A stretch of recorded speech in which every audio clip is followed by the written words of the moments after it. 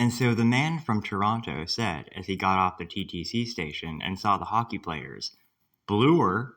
I hardly know her. Stay tuned for Alchemy."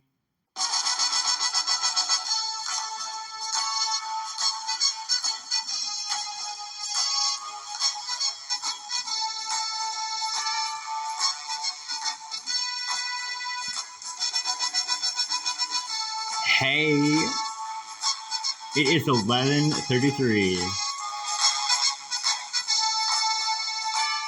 Pacific Standard Time on the 4th of February, 2023, in the year of our Lord. Welcome back to Alchemy. Happy New Year, everyone. Happy New Year. How's everybody doing? Are y'all good? Having a good day? I hope you are, wherever you are. I'm having a great day because first of all, let me preface it by saying that this podcast, I'm going to sound a little bit weird, and I do apologize. I'm in the middle of going through dental corrective surgery. I had all my teeth taken out of my mouth. Yes, I know. And now I understand the plight of my parents, both of whom are cancer survivors, who I still have with me. Thank God for that. Hold on, there's a table over here I think is actually made of wood. Hold on. There we are. I am very happy. And hello to both my parents, to have them. Hi, guys. How you doing, Mom and Dad? Anyway, so I am going to sound a little bit weird for this episode. I apologize. But I'm also very happy because including today, 2 3/4 days, I'm going to have a perfect smile with perfect teeth in my mouth for the first time in my entire life. I'm English. English, Welsh, British, basically, not basic, actually, there's nothing basic about me, at least I hope not, but essentially British, and I'm a little bit of Irish thrown in there somewhere, we are not known for our teeth. Austin Powers was an apt metaphor. But I'm also happy that's happening on Monday in the afternoon. So I look forward on Facebook to seeing many pictures of me smiling at everything. Because it's the first time in my life I'll actually be able to smile with any real without any sort of self-conscious sort of thought about how the way I might look to others. And you would be very surprised to know how prejudiced many people can be, stigmatized thinking is pervasive everywhere. And so as I'm looking for work, as I'm looking for jobs, as I'm looking for people to take me seriously and the things I have to say, and with a resume like mine, which I'll tell you about in another episode. Spoiler alert: Bill Clinton is featured in it somewhere, in an actual serious sense, and literal sense of reality that Bill Clinton is part of my resume, believe it or not. I don't look like the type of person who should have the resume that I do. And so many people think I'm bullshitting them, right? It got to the point where before I had my dental corrective surgery, and it's been a terrible process to go through that. I'll have to tell you about that next episode. But abnormally augmented for non-COVIDian reasons and non-grief related reasons that were just awful. But regardless, and peculiar to myself, when it rains, it pours, I suppose. I took to taking pictures of me doing these various things, like working with Bill Clinton, etc. And I put them in lieu of a cover letter, or sometimes in addition to a cover letter, as the actual cover, like a book cover of my resume that I would send to people in a PDF or give to people by hand in person with a printout. And almost like an introduction. Like it says my name and a great addition to your company. And it has these collage of pictures on it. So I thought, I can possibly combat, how poor my teeth were in their appearance, and I had to be missing. Again, English, not known for our teeth, and poor decisions throughout life, perhaps. Actually, no, not poor decisions, I should say. But dentally consequential decisions throughout life. I wouldn't call them poor decisions. I would call them dentally consequential. So I had to give the appearance of a person who looked like the resume holder that I actually am, and in truth have. So it was weird to combat that way, but that didn't even really work as well as I'd hoped it would, as well as I thought it would. And so I'm really excited to have a face that is more in line of what I really look like. And I mean what I really look like, that is to say that my external appearance will reflect the internal reality of who I am and the actual real reality of who I am. Because I look at this visage that I have and have had maybe for about 2 years as a person. It's like I'm wearing a Halloween mask of an disfiguration of my real self. It's like I'm wearing an alternate universe Casey Halloween mask of myself in some bizarro land, in alternate reality somewhere. And on Monday, I'm going to finally have the face that I'm going to take the mask off and I'm going to reveal my true self, essentially. So I'm really excited for it. I hope everything works out well. Anyway, so I'm also really excited because thank goodness COVID is apparently defeated, or at least somewhat. We have our building in my home building here in Seattle. We have our community room back open, which was closed for COVID for about over 2 years. And there was no announcement about it. I just walked by and I was thinking, I wonder if the community room, we should really, if COVID's over, or if that threat's no longer there, that, other things are happening, we should at least get community room access back, right? And so I was actually going to go talk to the manager about it because I was almost certain that we didn't have it. But then instant manifestation, somehow today, it wasn't the case yesterday, but somehow today I thought about that instant manifestation. It's open. Within like a few minutes, the sign gets changed and I'm the first person to sit in it. So we're recording this episode in the building community room right now, and I'm very excited to be here. So anyway, let's talk about government and monarchy. It's that episode, everybody. Sorry, but I have to tell you that it is true, and I'm going to be borrowing very heavily in my notations here from the Royal Charter granted unto kings by God Almighty himself, which is an actual text that's written, I believe, in the 1600s. And it says that the more a government strays from monarchy, the worse it is, and the nearer it is to monarchy, the better it is. Now, I'd like to elaborate on that because I absolutely, completely agree with that. The Romans, when they shook off the government by kings, it didn't take that long before they were dissatisfied, distasted with the government that they had in the Roman Republic, which also, like America, only lasted like 250 years. America's still going on a little bit, but 2 centuries and a half, more or less. And so you could sort of gauge by looking at the calendar of Rome how, what's going to happen next in your American calendar.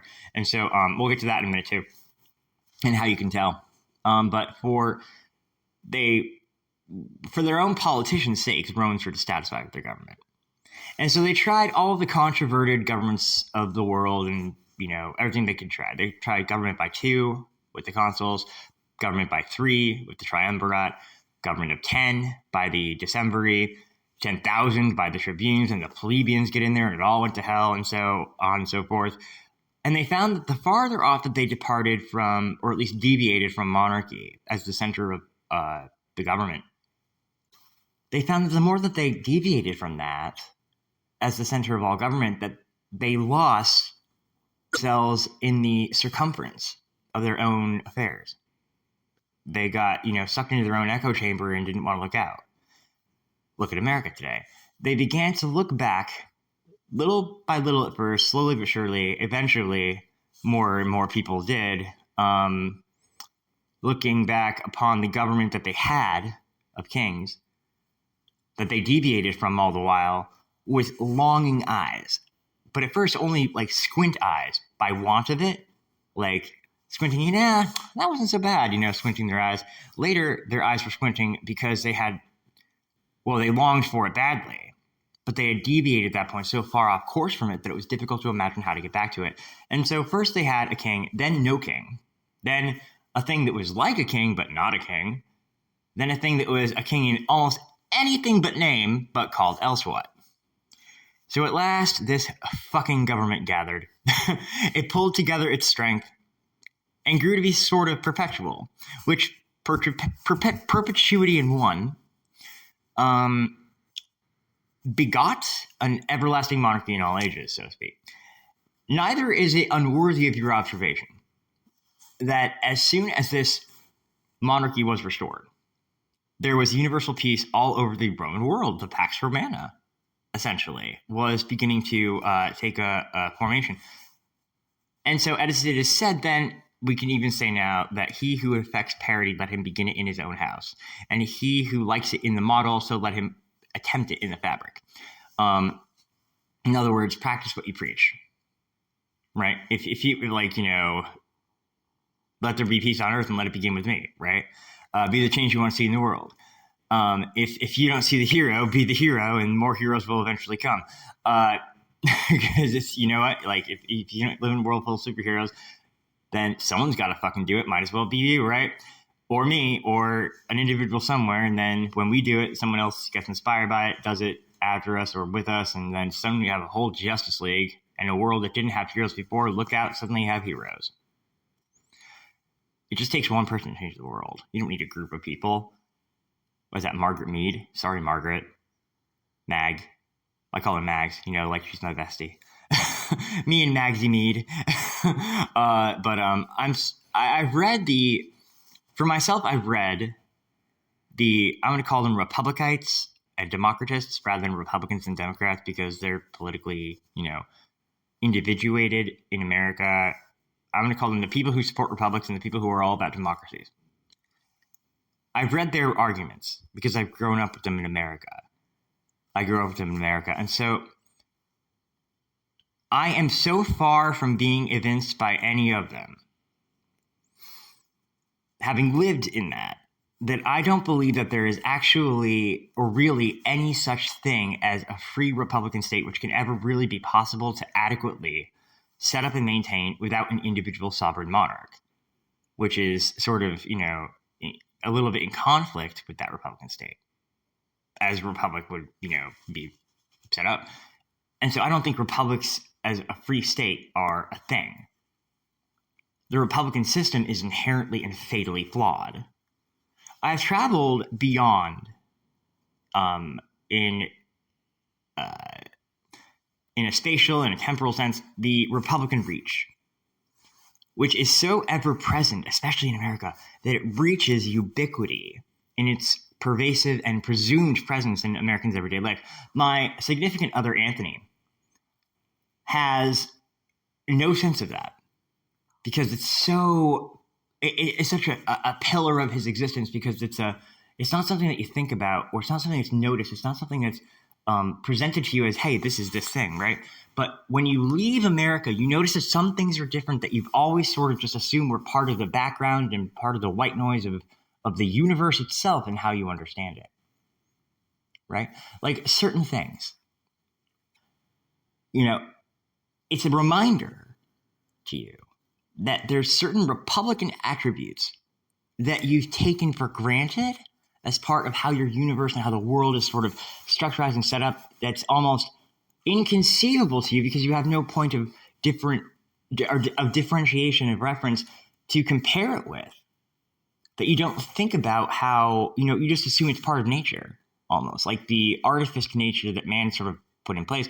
You think it's just some sort of part of civilization that everyone does things this way, or things are or ought to be done this way, or you can't imagine another way of doing things. Why would you ever? Do you get milk in a carton or in a bag? In Ontario, you might get it in a bag.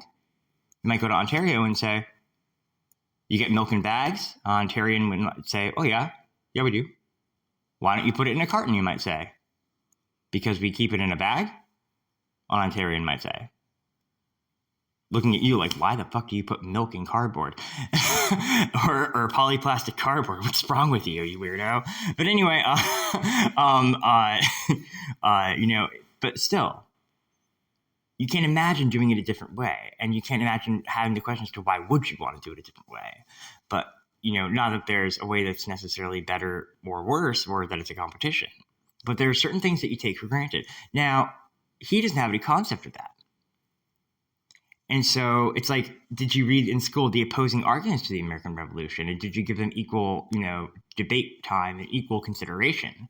Or did you just assume that, it's like I watched Star Wars recently, the past couple of years, or am still watching it. I think I've got up to. I haven't watched the one with the one after the Clone Army, and there's the he goes to that rainy planet that's like Seattle with all the droids rolling around in it and all the people who look just like one another who are like clones of each other. And it's all for private prop, just like Seattle, basically. Perpetually raining all the time. That's the last one I saw. But whatever one that was. I'm a Star Trek fan. I protested Star Wars most of my life. But anyway, it's sort of like in that. Insofar as, you have like this evil empire in the backdrop, right? That's so two-dimensional that you start to think, well, what is the justification for forming that evil empire? Like, what the fuck, right? It's so obviously, it's like Snidely Whiplash in Dudley Do Right, twirling his fucking mustache, tying Nell to the railroad tracks, right? Dell or Nell? I think it's Nell. Tying Nell to the railroad tracks. The great Canadian hero, by the way, Dudley Do Right, always saved the day, usually in spite of himself and accidentally bumbling his way into doing it. Whoops, you saved the day, Dudley. Oh, believe me, it was nothing, really, because it was an accident. He just happened to bump the thing over, which caught the guy, accidentally trying to find his glasses or something like that, like Velma. But regardless, this ubiquity, it's so pervasive, it's so ever-present, it's just presumed in Americans' everyday life in certain things in certain ways. Now, it's not until you're only a few miles beyond its extent, like the Republican extent, beyond the Republican reach, you only need to feel like a mile outside of it, maybe, before you begin to see how different monarchy is. If you're going to Canada, at least. I've never been to Mexico. But one notices it almost right away. And the presence of the crown is ever present when you're there. And it doesn't have to be Canada too. I've been to the British Virgin Islands, etc. As for government, I've traveled beyond America, beyond the Republican reach. I've traveled in this continent, beyond this continent, and back again. And as for government, I could not find, and I yet still, even now, cannot find real such thing as a free state. A non-monarchical free state, either in theory or in practice, much less example. Now, you might say in politically apt metaphor that I could find when I got to America, again, the word liberty fairly written, not fairly, but like freely written, boastingly, almost promotionally, propagandically, over the nation or the city's gates, right? And I'm not sure if that's propaganda or promotion, or if they're trying to convince the people inside the city or outside the city that it's true, or themselves for that matter, the lies we tell ourselves, right? But within the walls of that republic, one finds the greatest bondages, the greatest oppressions, the misgovernances, and the arbitrary abuses of power that could possibly be imagined in any part of the world or in or of time, well beyond even the most darkly shaded corners of any, ill-tempered medieval monarch's mind when he was angry or depressed. Liberty is bragged about, but alas, there's no liberty at all that I can find, save for only the liberty that is possessed by some, usually via means rather than by right, to do with what they want with all the others who aren't at such liberty via means, without check or fear or concern or temperance.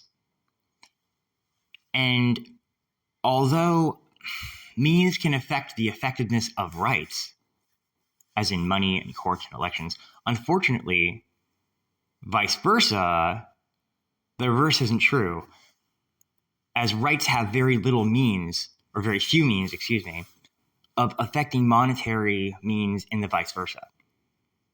Because the monetary means then claim a right to not have to be canvassed by rights. Do you believe that? On the flip side, the power of the people coming together as in unions and social organizing, unfortunately, creates the same problem, just in reverse.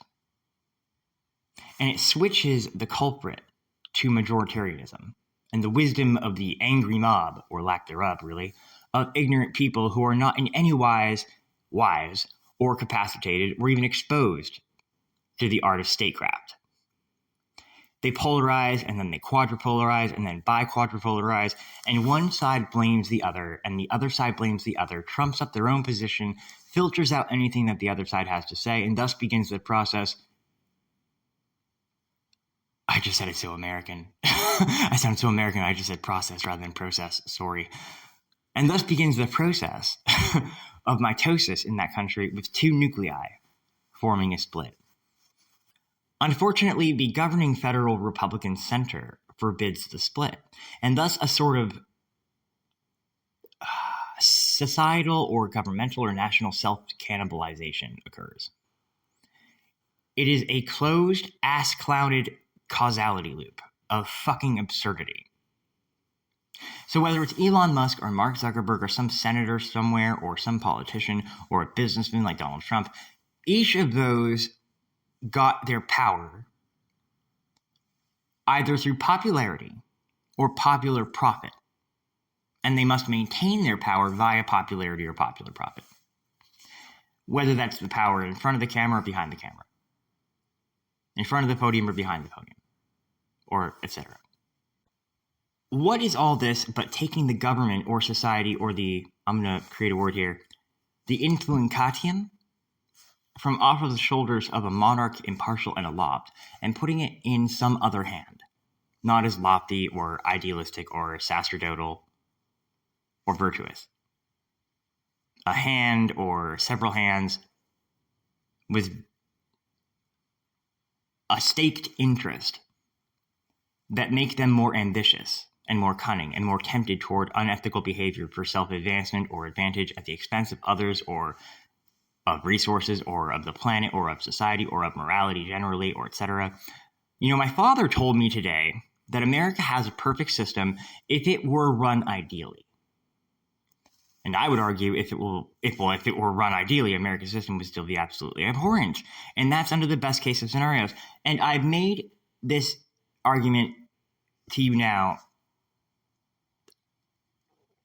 and it's an important one to make because I don't believe it could be possible to maintain that American running of America in an ideal American system and state and etc.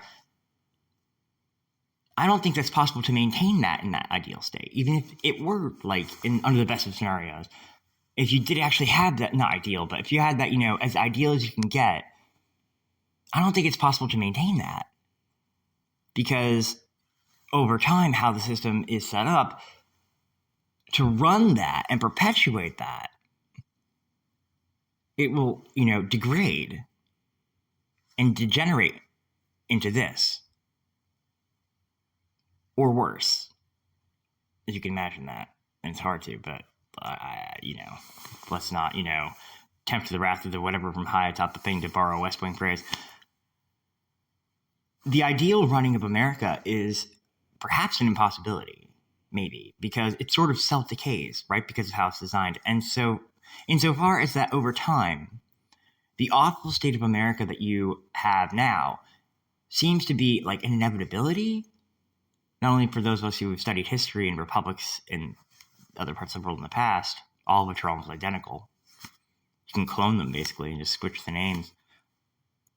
But because of how America is structured as a republic. And when you have done this sort of dissemination or distribution of power or influence from a monarch to, or rather a derivation, I think is a better word to use, from a monarch to a larger collective more numerable than an individual, but not larger in any way in scope or capacity, to be sure of it, only more numerous. As in the equivalent of taking, if you want to think about it in terms of like a video game, MMORPG or something like that,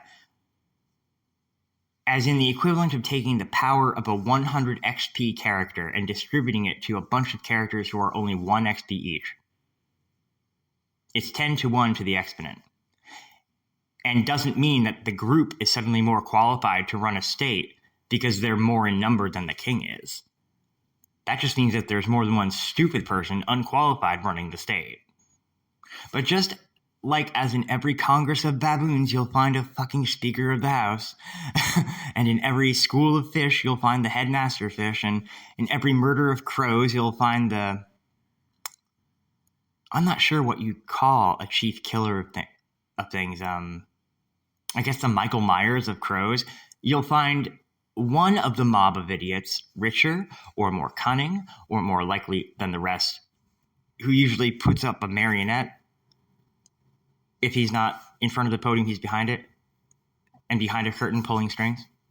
And republics, it's usually the power behind the podium rather than the podium itself, which makes the decisions. And the podium is a reaction to that, rather than they reacting to the podium, versus in a monarchy where everyone reacts from the monarch. You know? They're sort of, the leader of a republic is usually at the mercy of others. And that fear of them is always the downfall of the republic. It sort of like puts a dent in the center of things where the power should be. And it sort of like collapses in on itself. It's like self-defeating or self-destroying over time. It doesn't realize it, though, in the moment. It never does. Even its best thinkers usually don't. They just don't see it because they're all blinded to it. When you're in the heat of that moment, it's hard to look at it objectively, but you have to step outside of that and see it as an outsider looking in, and then you can see it. But you can also see a number of other problems, too, which we'll get to in another episode.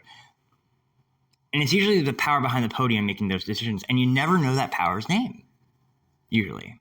And if you check your inbox for any political fundraising apparatus email or phone call that you've missed from whatever campaign organization or special interest group has your information and your data bought and sold by now 1,000 times over, that power, whether a corporation or a group or an individual, and the marionette, and all of the odious apparatus of the political systemica and the subsidiary and the adjacent and the adjunct systemicae that are put in place to support it.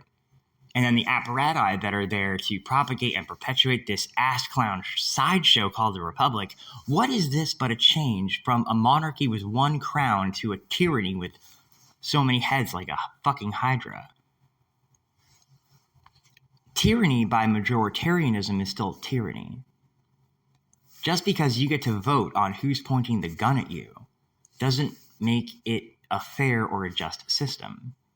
There's nothing inherently fair or just about democracy. There's nothing inherently good about a republic. Democracy is only as fair or is as just or is as wise or is as thoughtful or is as good as the people who are voting in it. And you don't have a democracy, you have a democratic oligarchy. And believe me, there's nothing just about that. If it were so that all free states, as they call themselves, or even just the people in them, if you want to think of each man as an individual nation or in and of himself in his own little world, or collectives of people as nations, etc., if they all had equal power, it would be so much the worse. And all these kinds of government had their continuation, their subsistence upon this only ground that they seek each some sort of inherent collective need to selfishly look out for themselves at the expense of others, or to the apathy of the plight of others. There's no bearing of the responsibility for all, only those who support them. And even if that were pending circumstance preferable, there's no avenue put in place for guaranteed minority representation or even responsibility. The two things, as Eliphas Levi or Alphonse Constant in the 1800s in France would note, and he lived through the French Revolution, he should know, the two things that kill every republic by far and inevitably at all points throughout human history. And at any point throughout human history, no republic lasts over, I think, 300 years. More or less. America's no exception. Are thus the amassing of wealth and power and means on the part of the few for the many, at the expense of the many, without any feeling of responsibility on the part of the few for the many, and the conflict of liberties. In republics, both over time or inevitably, and as republics have lifespans, you can tell when you reach certain milestones in that lifespan how much longer your republic has left to live. They're almost exactingly more or less on schedule with each other. And so just as when a human reaches puberty, certain things start to happen, and at around a certain duration of years into life, accordingly so in a republic, after so many decades, certain events start to take place. And they're landmark events in the lifespan of that republic can be seen. And from that, you can gauge just how much longer your republic has left. What we're going to do now is we're going to take a break. We will be right back. You are listening to me, Caston, and this is Alchemy. Please stay tuned.